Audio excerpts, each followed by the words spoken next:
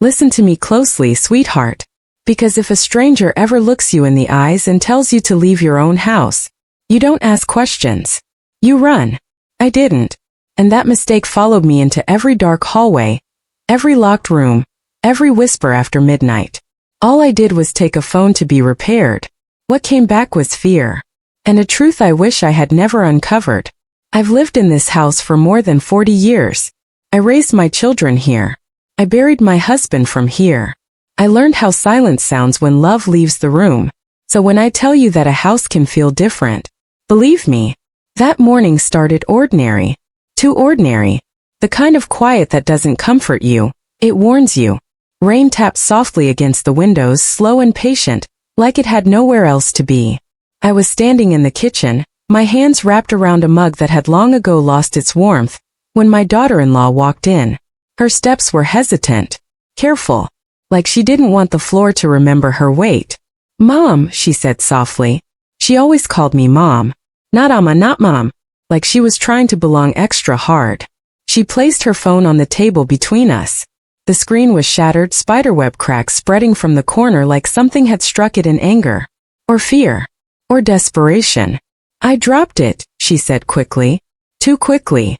But her fingers wouldn't stop shaking. Picked it up. And the moment it touched my palm, my chest tightened. You know when something doesn't belong to you, even if it's placed in your hand? That's how it felt. Heavy. Cold. Like it carried more than circuits and glass. "Can you take it to a repair shop?" she asked. "Just for today.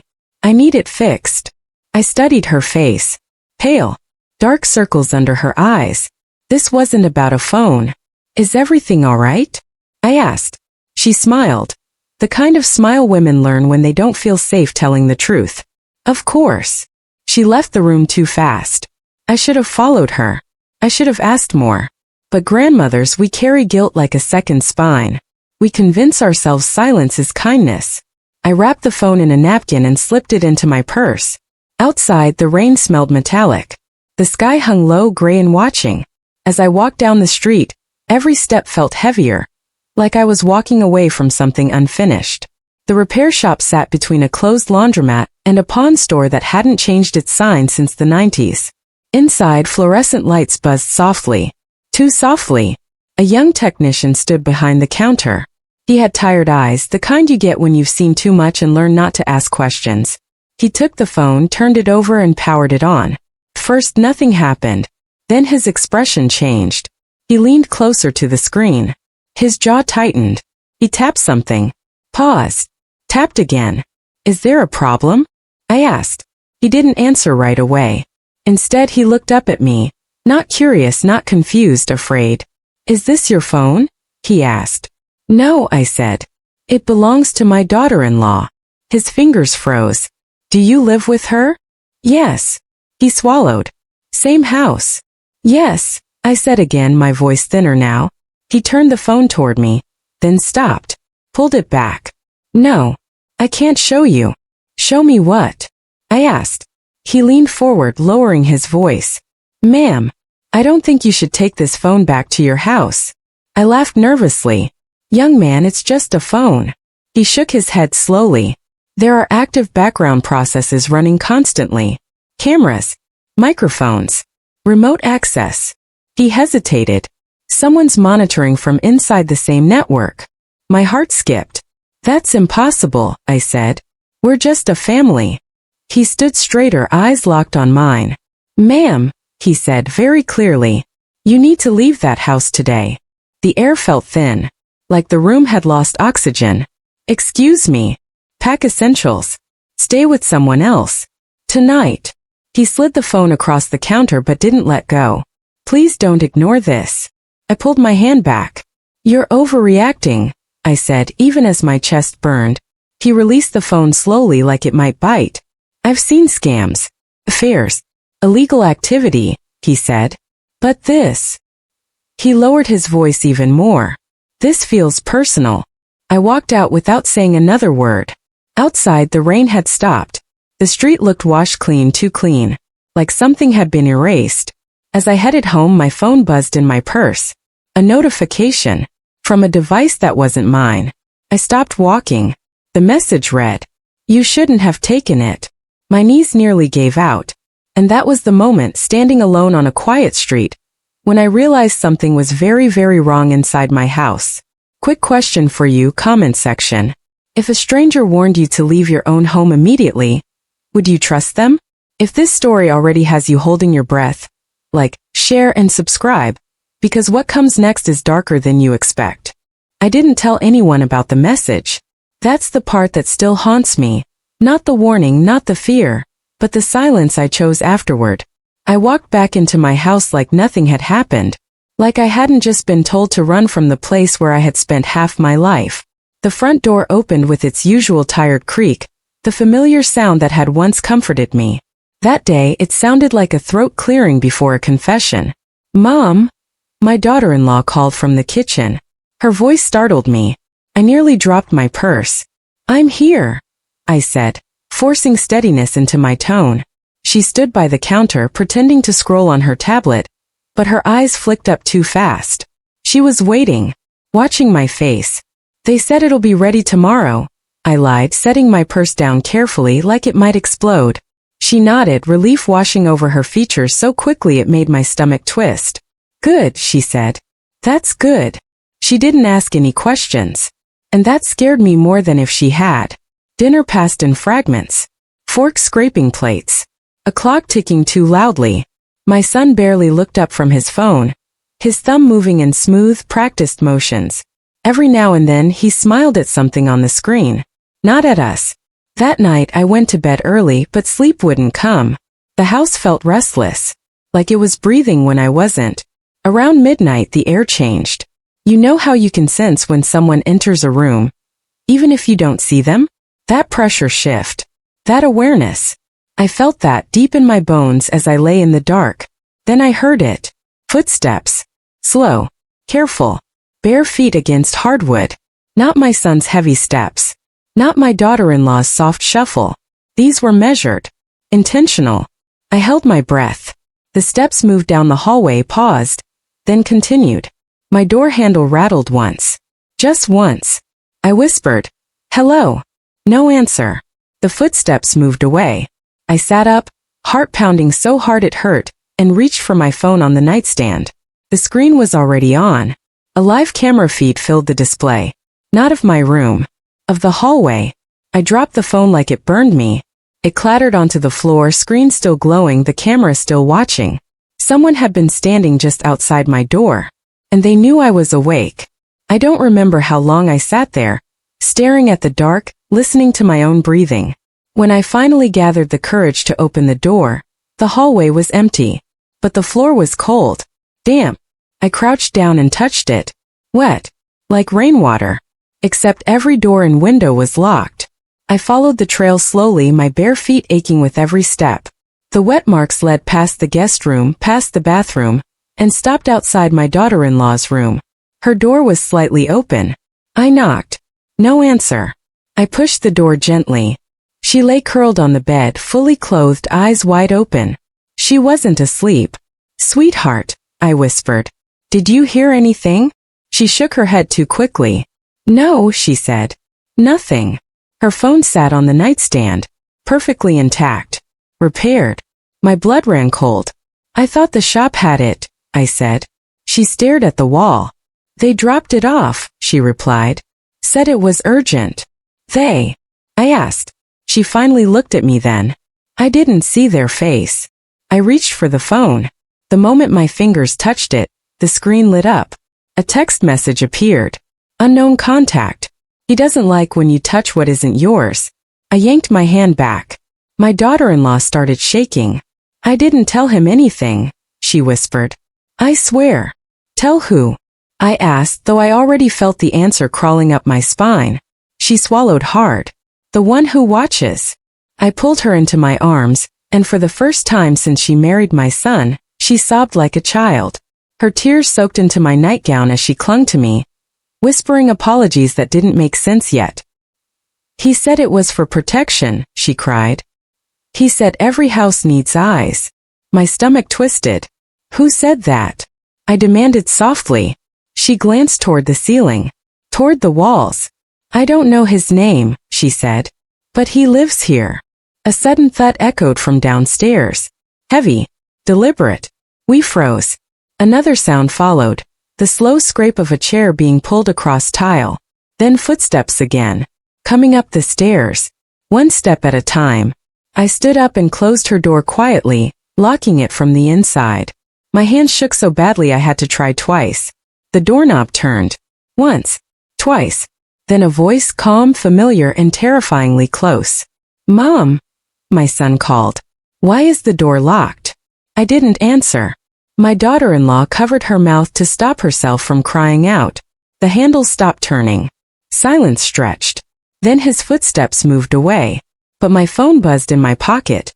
A new message. Unknown contact. You shouldn't hide from family. That night I understood something I wish I never had. The danger wasn't outside my house. It was learning every sound, every habit, every fear from within. And it wasn't done with us yet. I didn't sleep after that. How could I? When your own house starts answering questions you never asked, rest becomes a luxury you can't afford. Morning came without sunlight. Thick clouds pressed against the windows like they were listening.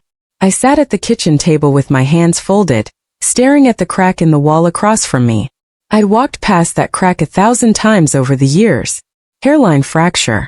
Old house settling. That's what I used to tell myself. Now it looked deliberate. My son left early for work.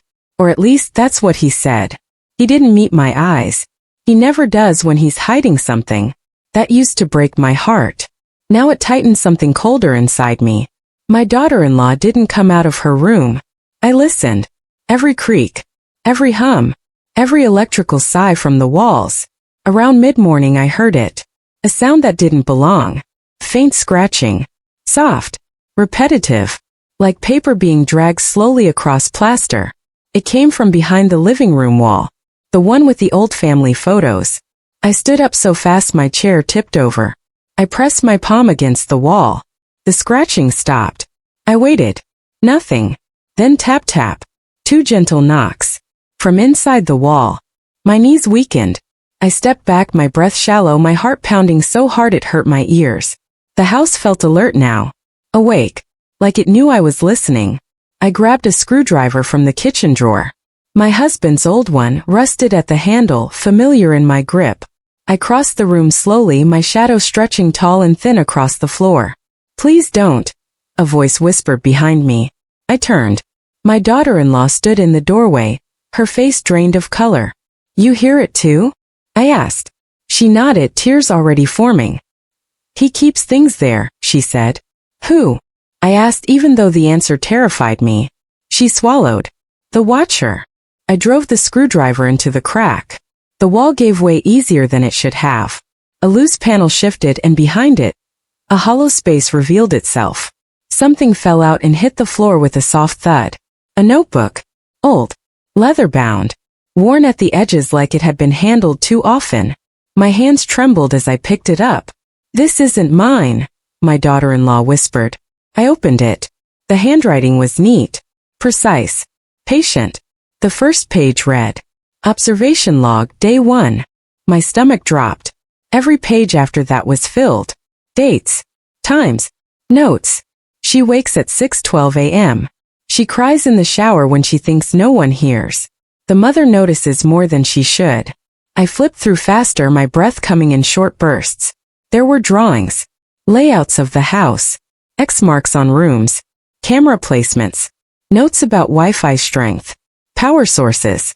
Weak spots. Someone had mapped our lives like a crime scene. My daughter-in-law covered her mouth. He told me it was just security, she sobbed. He said after what happened before, we needed protection. What happened before? I asked. Her eyes flicked toward the stairs. Ask him, she whispered. I turned another page. My name appeared in ink. The mother is observant. Emotional. Vulnerable at night. I slammed the notebook shut. At that exact moment the lights flickered. Once. Twice. Then every screen in the room turned on. The TV. The tablet. The digital photo frame. They all displayed the same message. I was wondering when you'd find it.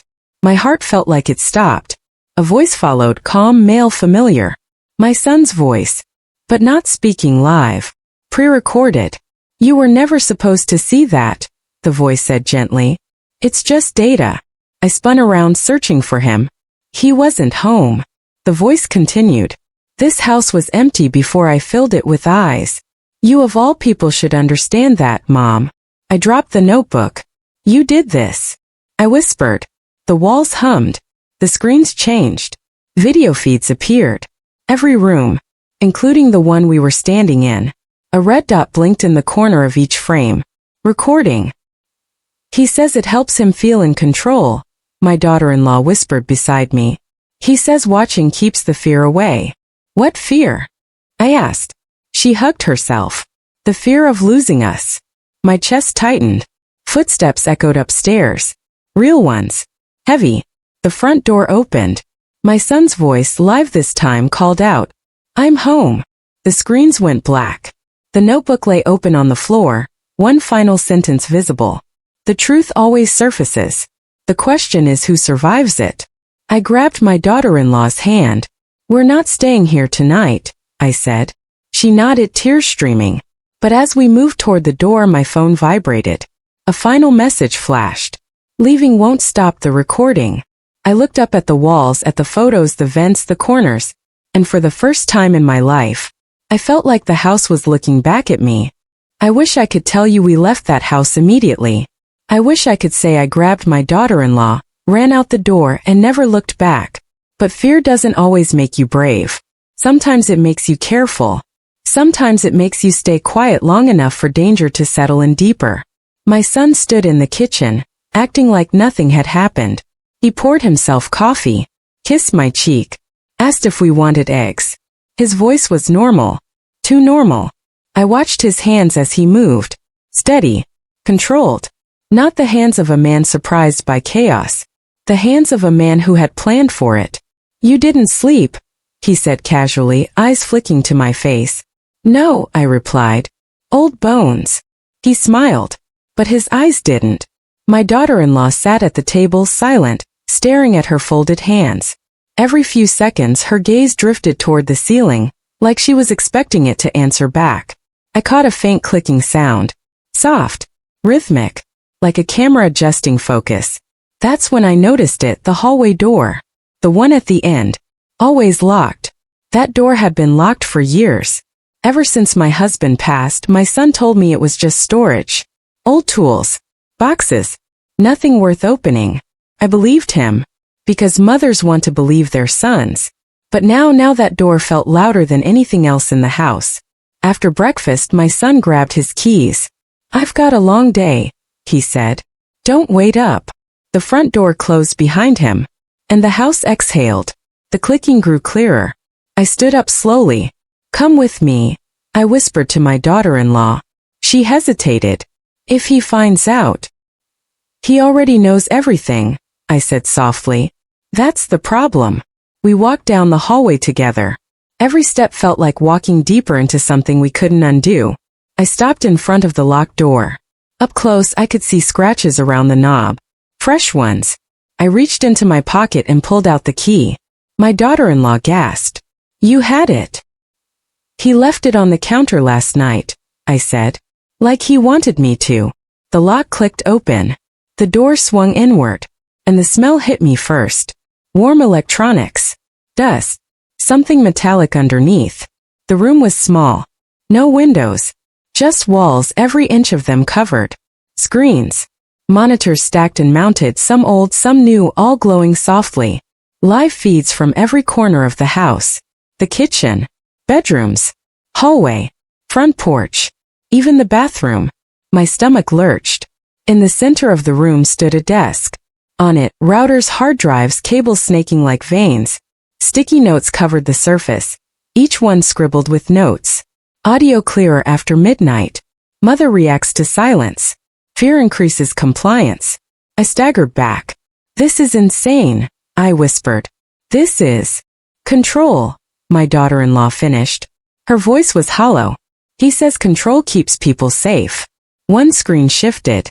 Zoomed in. On us. A microphone icon blinked. Active. I slapped my hand over my mouth. The speakers crackled. Then his voice filled the room. Calm. Familiar. Our son. Her husband. I wondered how long it would take you to open that door. My knees buckled. You've been watching us, I said, my voice shaking. Protecting, he corrected gently. You're safer this way. This is abuse, I snapped. This is prison. He sighed like I disappointed him. You don't understand what fear does to a man, he said. After Dad died, after everything almost fell apart, I needed to make sure nothing ever surprised me again. So you turned your family into data? I demanded. Silence. Then, I turned chaos into order. My daughter-in-law broke down then. You promised me it was temporary, she sobbed. You promised you'd stop. I did stop, he replied. I just never shut it off. The door behind us slammed shut. We both screamed. The lock clicked. Automatically. My phone vibrated in my pocket. System alert. Containment mode enabled. Panic surged through me. You locked us in. I shouted. I locked the room, he said calmly. You'll be fine. I ran to the door, pounding on it, my fists aching. This ends now, I yelled. I'm calling the police. The speakers crackled again. You already did, he said. One of the screens changed to show a patrol car outside. An officer stepped out. Relief flooded me, then froze. My son walked onto the porch and shook the officer's hand. They laughed. The officer nodded and left. The screen went black. My daughter-in-law slid down the wall, sobbing. He planned this, she whispered. Every reaction. Every escape. The lights dimmed. Only one monitor stayed on. It displayed a message in white text. Trust is fragile. Observation is permanent. That was when I understood something terrifying. This wasn't about fear anymore. It was about ownership. And we were living inside something that no longer belonged to us. The room stayed locked for a long time. Long enough for fear to stop screaming and start thinking. I sat on the cold floor beside my daughter-in-law, holding her the way I used to hold my children when nightmares crawled out of their sleep and into their bones. She shook like the walls were alive and breathing against her back. I should have told you, she whispered. I should have left. Then why didn't you? I asked softly. She didn't answer right away.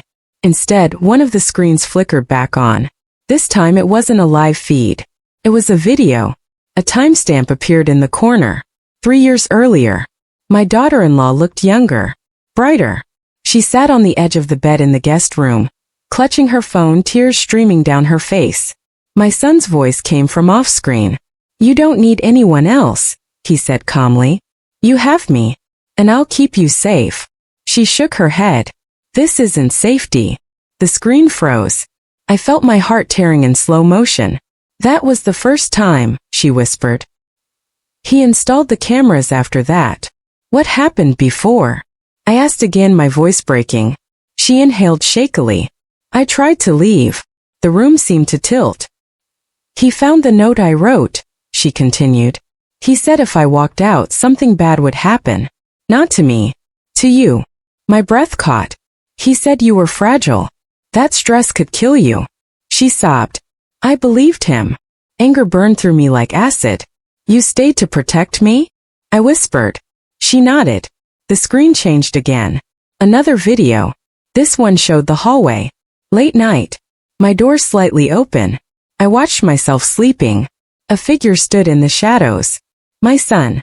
Holding his phone. Recording. My stomach churned. He said watching you made him feel calm, she whispered. Like nothing could go wrong if he saw everything. The speakers crackled. Because nothing does, his voice said suddenly. When I'm watching. I jumped to my feet. Turn it off. I shouted. You asked for the truth, he replied. This is it. Another video played. This one was recent. My daughter-in-law sat alone in the kitchen, staring at her broken phone. A message appeared on the screen. Unknown contact.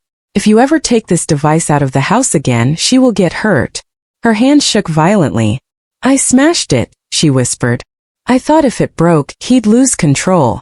My chest tightened. But he didn't, I said. No, she replied.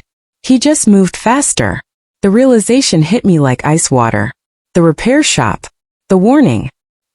He didn't want the technician to see, I whispered. She nodded. He didn't know how much had already been exposed. The speakers went quiet. For the first time since we entered that room, silence. Then a new screen lit up. A waveform appeared. Audio recording. My voice. I listened as my own words played back to me.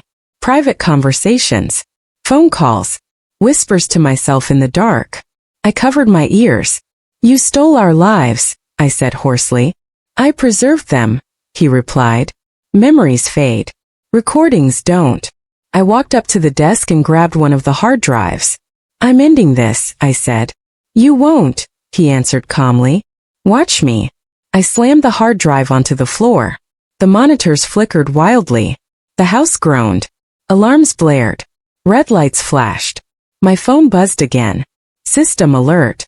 Unauthorized damage detected. Doors unlocked. Lights surged. Footsteps thundered outside the room. He's coming, my daughter-in-law cried. I grabbed her hand and ran. We burst into the hallway just as my son turned the corner. His face wasn't angry. It was hurt. Why are you doing this to me? He asked. Because you did it to us first, I replied. He stepped toward us. The lights went out. In the darkness, his phone screen lit up. One last message appeared. You can't erase what's already been recorded. That was when I knew. Even if we escape the house, we might never escape him. The darkness didn't last long. Emergency lights flickered on thin red strips along the floor, guiding us like veins inside a living body. The house hummed, alive again, adjusting after the damage I'd done. My son stood a few feet away, his face lit from below by his phone. Shadows carved him into someone I barely recognized. You're scared, he said calmly. That's normal. No, I replied, my voice trembling but firm. I'm awake. He flinched at that word. Behind me, my daughter-in-law clutched my arm so tightly I could feel her pulse racing against my skin. I called the police, I said. Real ones this time. He smiled. I know. That smile nearly broke me. You think you're the first person to threaten that? He asked. Every system has contingencies. Sirens wailed in the distance. This time they sounded closer. Real. His eyes flicked toward the front of the house. For the first time I saw something crack. We didn't wait. We ran. Barefoot down the hallway, past rooms that had watched us suffer in silence. The front door loomed ahead, glowing faintly in the emergency lights. I could hear my own breath, loud and ragged, mixing with the pounding of my heart. Behind us, my son shouted, Mom! Stop! I didn't turn around. The door burst open just as blue and red lights flooded the porch. 2 officers rushed forward, hands raised. Ma'am! Step outside. Cold night air hit my lungs like freedom and pain all at once. I collapsed onto the porch steps, pulling my daughter-in-law down with me, holding her like I might lose her if I let go. The officers separated us gently. Are you hurt? One asked. Yes, I said. But not where you can see. They went inside. My son followed, hands raised, calm as ever. I can explain, he said. I watched from the porch as they moved through the house. I saw the officers pause, whisper, call for backup. Then one of them stepped back outside. Ma'am, he said carefully, we're going to need you to come with us. My stomach dropped. Why? I asked. There's equipment inside the house, he replied. Surveillance equipment. Recording devices. Yes, I said quickly. That's why we called you. He hesitated.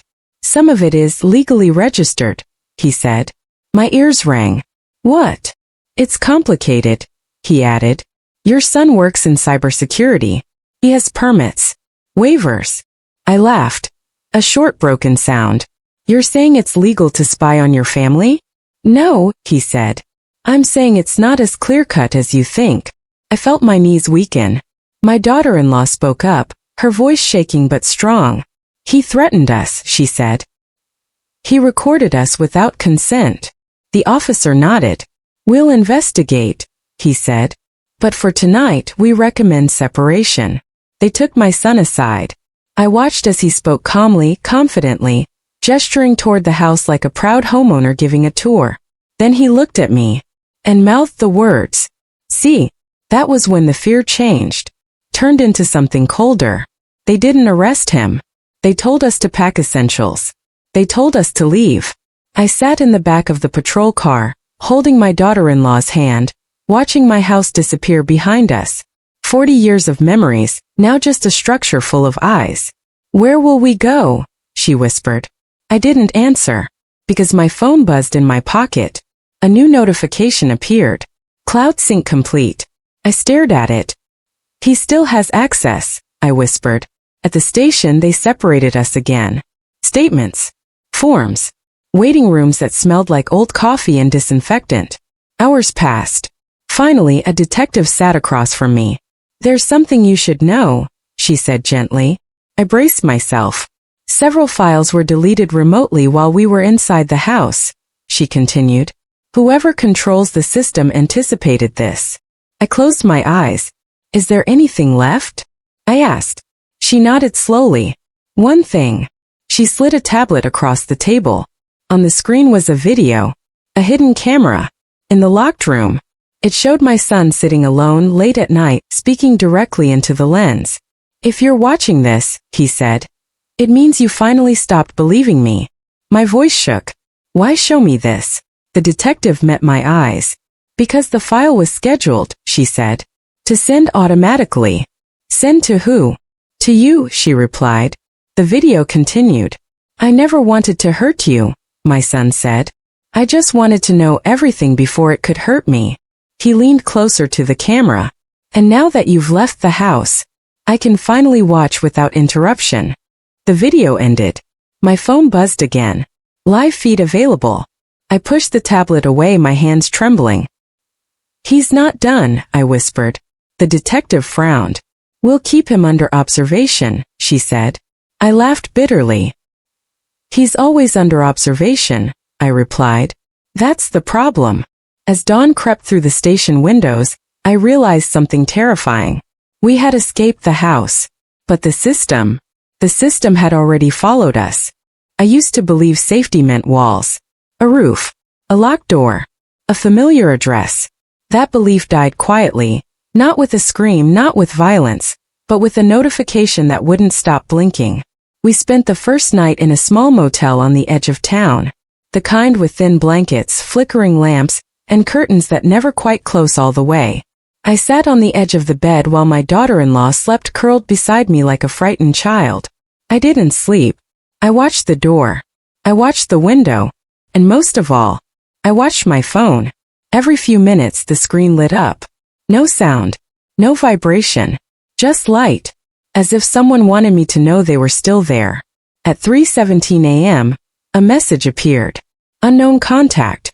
You taught me to watch carefully, Mom. My chest tightened. I typed back before fear could stop me. This ends now. 3 dots appeared. Then vanished. Then another message. You think leaving the house changed anything? I turned the phone face down.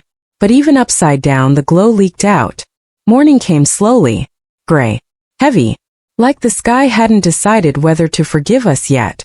The detective called just after sunrise. We found something, she said. My heart pounded. A secondary system, she continued. Off-site. Cloud-based. It's sophisticated. I know, I said softly. There's more, she added. The system didn't just monitor your house. I closed my eyes. It monitored you. They brought us back to the station. This time into a quieter room. A screen waited. The detective pressed play. Footage appeared. A grocery store. Park. The sidewalk outside the motel. Then the camera angle shifted. My own face stared back at me. Recorded through my phone. My breathing turned shallow. He built redundancy, the detective said. Your devices became part of the system. My daughter-in-law gasped. I never gave permission, she whispered. The detective nodded grimly. He didn't need it. The screen changed again. A final video loaded. Timestamped. Scheduled for release today. My son appeared on screen. Older. Tired. Not angry. Just empty. If you're seeing this, he said, it means I lost control. My throat burned. I tried to protect us, he continued. But somewhere along the way, protection turned into possession. He paused. I watched because I was afraid of being alone. The screen flickered. But now I am. The video ended. Silence swallowed the room. What does that mean? My daughter-in-law asked. The detective hesitated. He disappeared, she said. Left his phone. His accounts. Everything. A chill ran through me. Disappeared where? I asked. She shook her head. We don't know. That afternoon they escorted us to a safe place. Temporary housing. New phones. New numbers. They told us we were safe now. I smiled politely. I didn't believe them. That night, as my daughter-in-law slept peacefully for the first time in years, I sat by the window and watched the city lights blink like distant eyes. My new phone sat on the table. Silent. Too silent. I whispered into the darkness. You don't have to watch anymore. The screen lit up. One final time. Unknown contact. I'm not watching, Mom. A pause. Then, I'm recording. The phone went dark. I didn't scream. I didn't cry. I turned it off. For good. Because here's the truth I learned. And I'm telling you this so you never forget it. Technology doesn't create monsters. Fear does. And sometimes, the most dangerous thing you can give someone is access to your life. If you're listening to me right now, sweetheart, check your phone. Check your walls. And if something ever feels wrong in your own home, don't ignore the warning. I did. And I barely lived long enough to tell you this story.